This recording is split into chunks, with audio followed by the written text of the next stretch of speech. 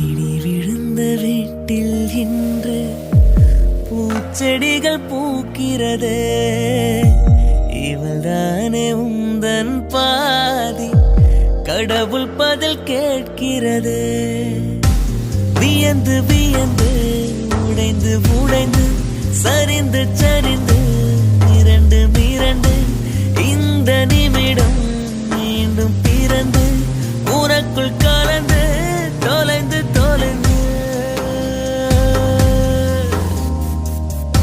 எங்கேயோ பார்த்த மயக்கம், எப்போதோ வாழ்ந்த நெருக்கம், தேவதை இந்த சாலை ஓரம் வருவது என்ன மாயம் மாயம்.